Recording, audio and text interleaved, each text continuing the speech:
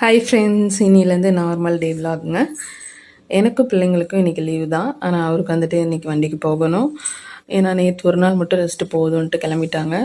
So காலையிலே பார்த்திங்கன்னா லஞ்சும் ready பண்ணியாச்சு. வெண்டைக்காய் புளிக்குழம்பு, சாப்பாடு.